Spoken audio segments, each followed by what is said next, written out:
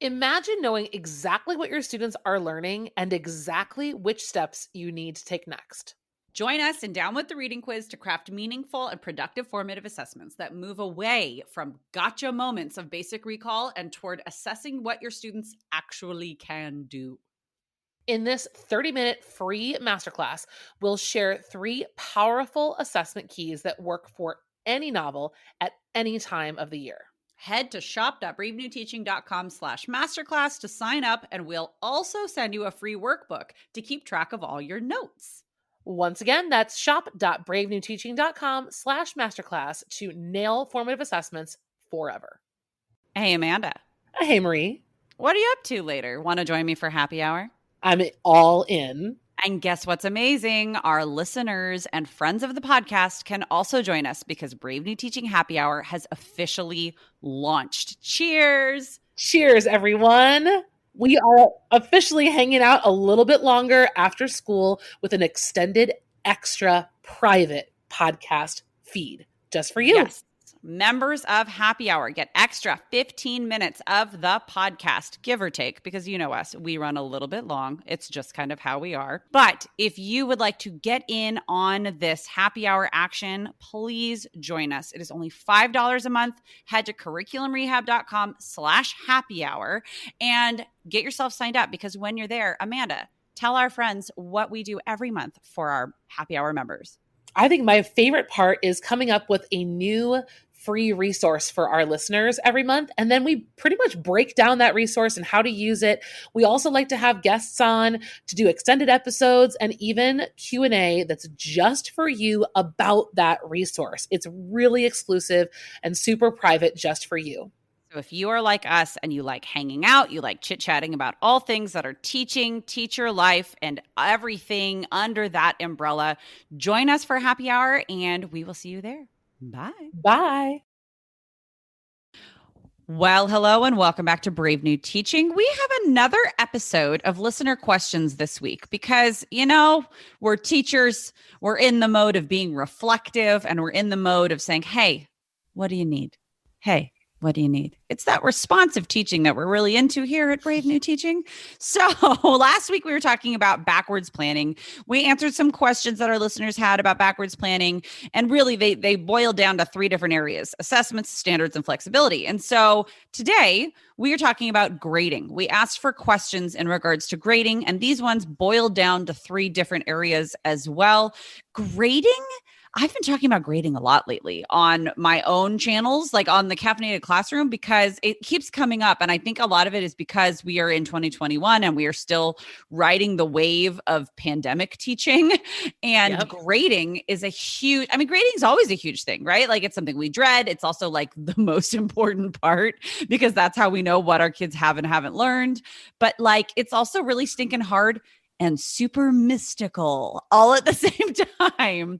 So I'm excited to kind of debunk a few thing today. What about you, my friend? Oh yeah, I actually recorded earlier this semester an entire episode for Brave New Teaching on kind of like the grading myths that I've tried to debunk myself. And my episode's a little bit more about how to make grading something that's not the worst and how to make it something that's like manageable within your life. So it's not the every single weekend you're sitting down with a like old school, right? We used to like sit down with a bag full of papers.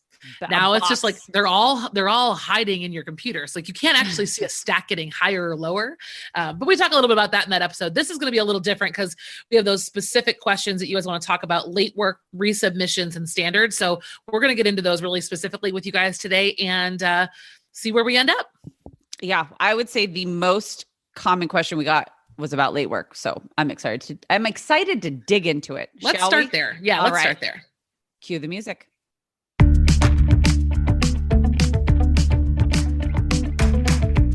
You're listening to Brave New Teaching, a podcast for educators challenging the status quo.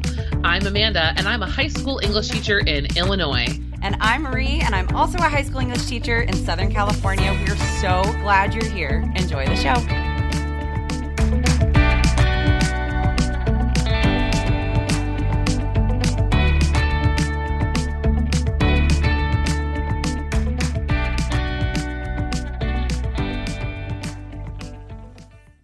All right. Late work, late work, late work, late work. I've always felt like kind of an outlier because I accept and always have accepted late work.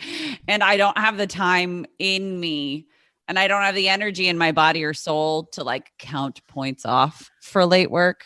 There's a lot of philosophy behind it, but like that's my biggest. People are like, what do you do about late work? And I'm like, I accept it and then I grade it. There's more to it, but like that's the simple answer. Okay, so let's back up a second because I think before you even decide what your policy is, like what you need to make sure happens is that whatever you believe about late work, it has to be clearly communicated to students and taught to them. You need Fine. to teach your policy over and over again. Now, if yours is give it to me whenever, there's not much Marie has to do.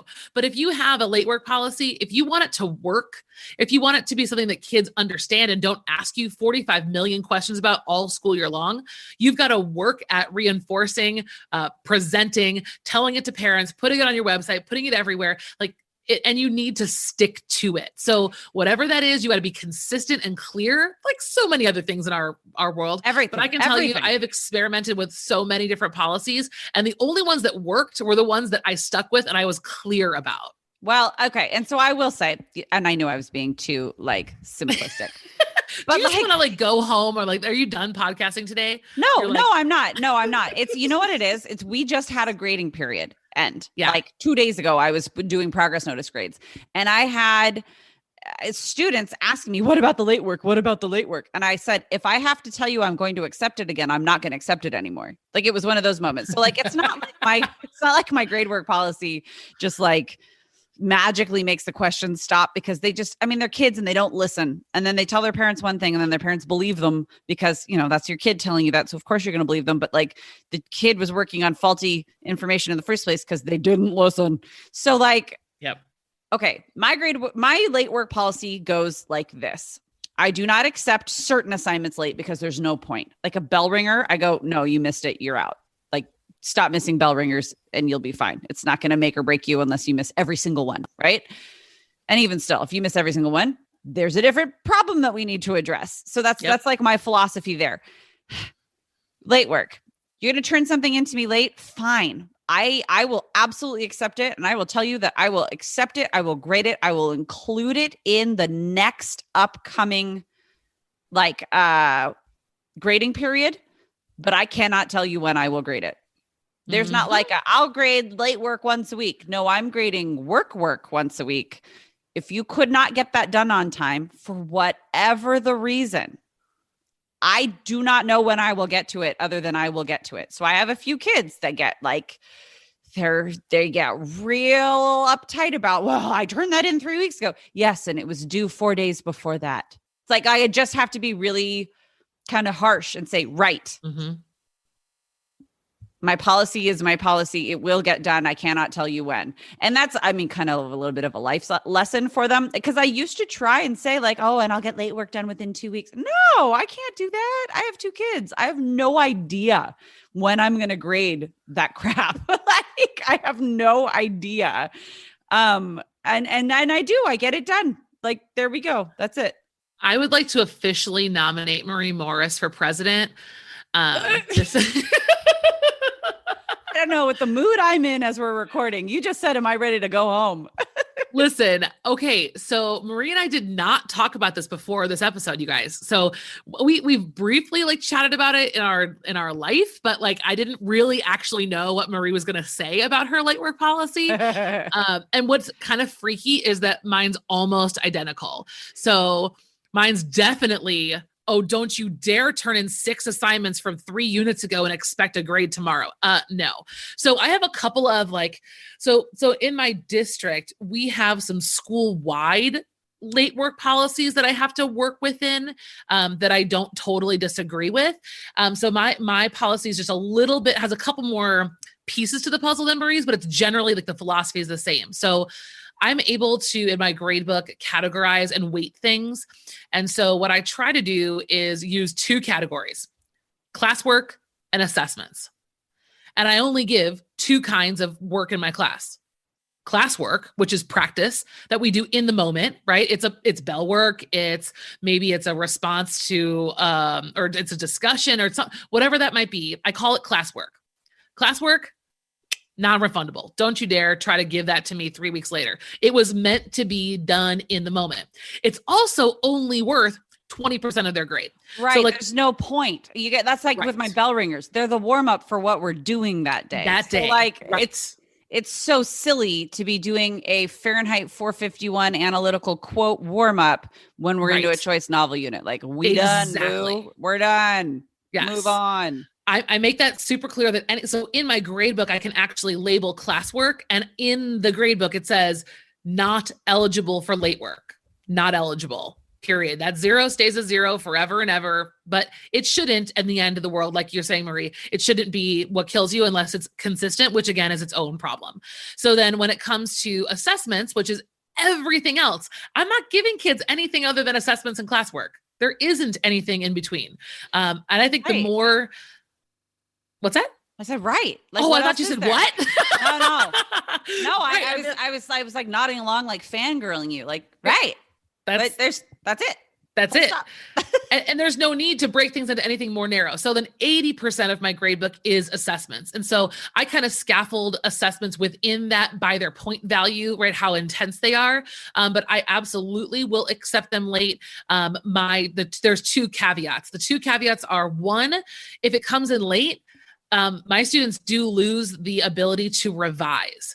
The incentive for turning work in on time, not incentive, like the expectation is that all work comes in on time, and all work that comes in on time can also be revised. So that kind of comes into, our next question, which is about resubmission. So your work comes to me on time in assessment. You turn in a Sesame Street quiz, you turn in an essay. I don't care how big or small it is. If you are not satisfied with your grade and you want to do the work to revise it, you're welcome to.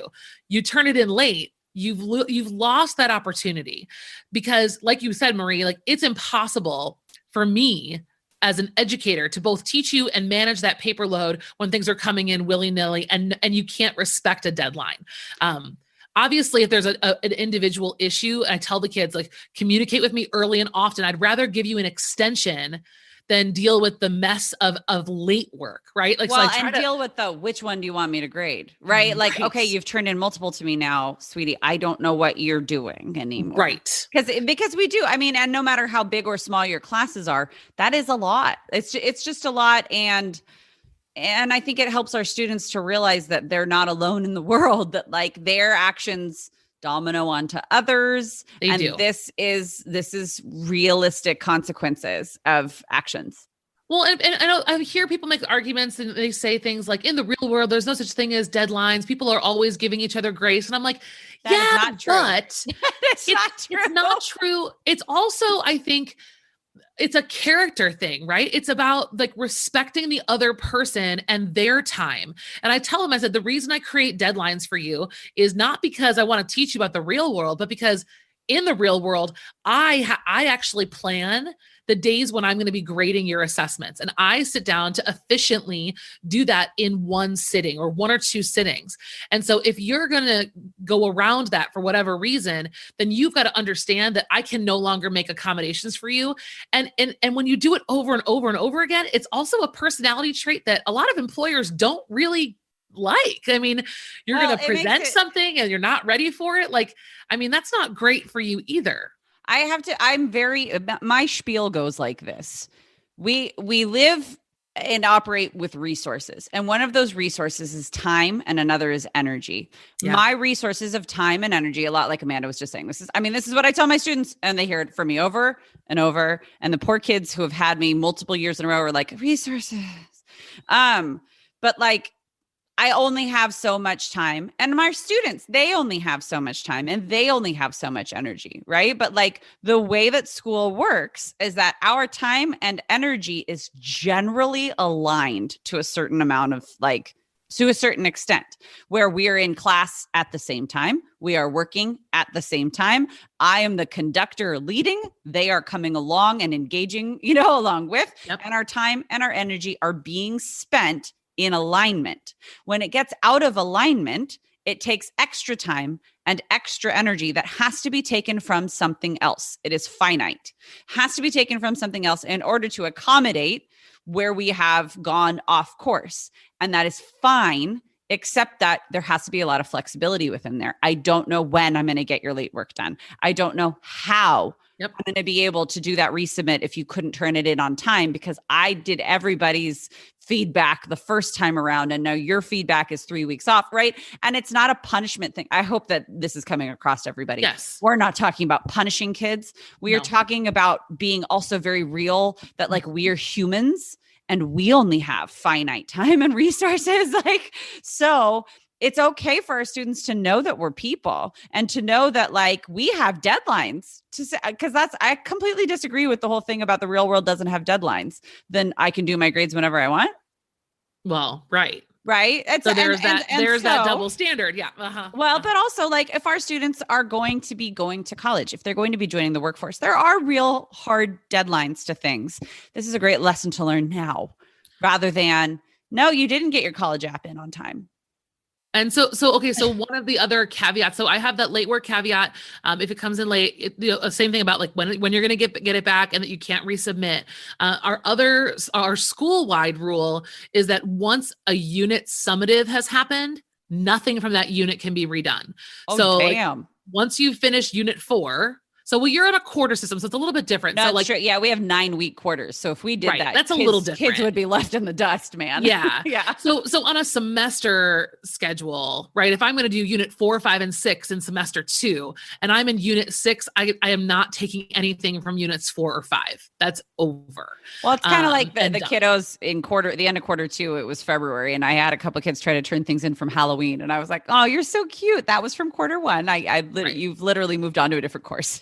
But I think that's to your point, Marie. And I think that what we're trying to do, and I think we're going to get into this when we talk a little bit about standards, we're trying to do the best of what we can for students while still creating a realistic connection to what's important about, especially, I mean, we both teach English. And I know like one of the things I've struggled with this year is we've kind of morphed into this turn it in culture where it's more important to turn all your stuff in. And the learning part has really suffered more than ever before because everyone's panicking about kids failing. Everyone's panicking about percentages in the grade book. And I keep trying so hard to explain to counselors, admin, parents, students, like, I'm sorry that I'm not going to accept work from forever ago. And I know that you're failing, but you're not learning anything by turning things in 8 weeks late. You haven't learned. Yeah. Because there's no way that is true. I mean, let's put it this way, looking at it from like a pedagogical standpoint, if I can accept something for credit that is from 3 months ago, what was it for? Right. What, like all of my assignments, right. Every activity, every assignment builds towards something.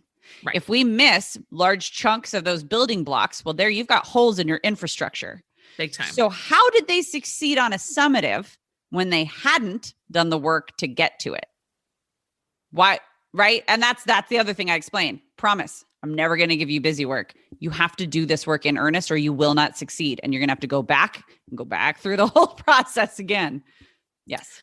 And so I think if we kind of transition then and talking about standards, so, a lot of people talk about this idea that students should be rewarded for what they do well. Students should be able to, I think part of the push to let kids be able to resubmit stuff all semester long, like that push, I think another way to dream that up is when we think about standards-based grading, or we think about how we put our grade books together. So there are lots of ways to still do this, but still have high expectations for kids in terms of turning it in. So one thing that I've played with is, is that I assess kids on the same standards a lot. Like we spiral through. I mean, literary analysis, I don't do once and drop it. I do it multiple times. You repeat yes. over. Yeah. Now we repeat those skills same. And those standards. However, your grade book looks like, my kids are not only getting one chance to write something using evidence.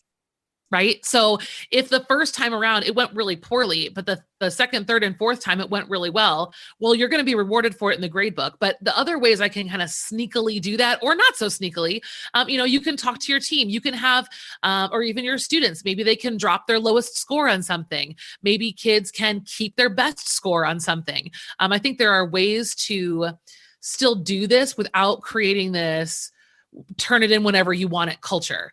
I think we can still use our grade books and use some creativity in that aspect to still create a culture where we want kids to progress and be rewarded for learning things eventually, but not turning things in eventually. Does that make sense? No, it makes perfect sense. Well, actually, I'm going to circle back a little bit to resubmits for just a moment because this all goes together, right? It really does. It really does. So I just did a whole episode. I have a very fledgling, I haven't even talked about it on here, podcast from the Caffeinated Classroom where I just literally answer questions that I get on Instagram and YouTube because I'm really bad at answering direct messages, as many people know.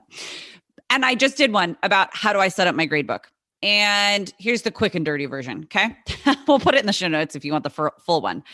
Basically, my gradebook is set up by the standards. It's three categories: reading, writing, and then listening and speaking is a category because I'm an ELA teacher.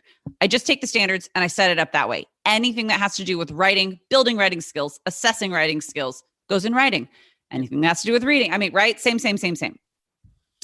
When it comes to resubmits, anything that is a formative assessment or summative assessment, in my estimation, needs to show mastery before a student can move on. They need to show that they are understanding what's happening before they can move on to something else. Therefore, if it is a C or lower on a summative assignment, they don't have the option to resubmit. They must resubmit. They must redo it to show me, because I don't think that a C is mastery, a B is mastery, and an A is superior. That's the skill set there. And so I know that sounds to a lot of people wow, everybody's going to be resubmitting.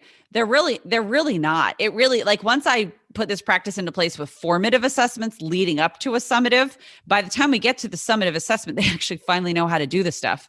Yep. And so they don't have to resubmit it because they're not BSing their way through or leaving things blank because they've already figured it out, because I've made them redo their quizzes so many times that they have to redo it. And it's obviously not 6 times they're resubmitting, but it's okay, sweetie, that's a D.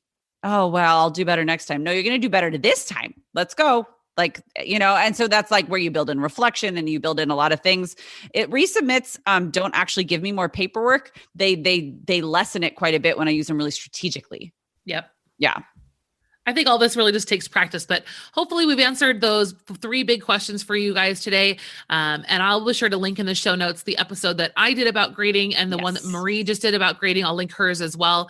So please check out those show notes for goodies and extra ideas and ways to continue this conversation, because it's sure not over. I mean, it's over now. Yeah, but well, and in fact, we've talked a lot about assessments. We talked about summative assessments, but we talked a lot about formative assessments. And we have coming up very soon for you guys our masterclass called Down with the Reading Quiz. It's coming up in just a couple of weeks. It is completely free. We talk about our 3 favorite tips and strategies for creating formative assessments and using them with your students in a way that is really purposeful and such a useful tool, game changing. Have I sold it hard enough?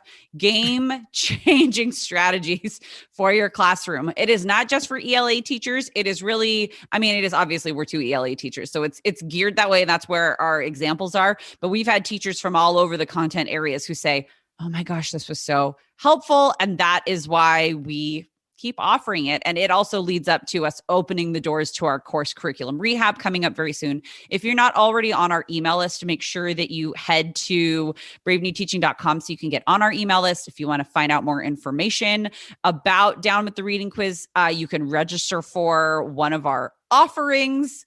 There's information about curriculum rehab there. And our show notes are also at bravenewteaching.com to make sure that you didn't miss any of the circular conversation that we just had, which was completely my fault.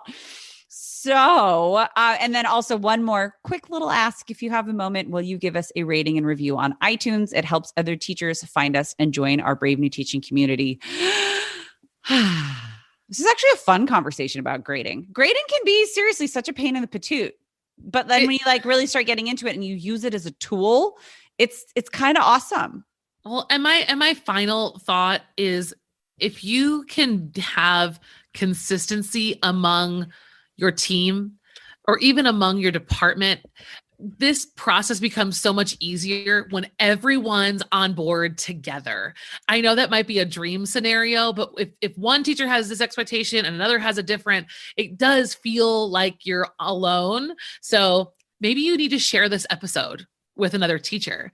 And that way you can all be together on the same page, trying the same things together and working as a unit.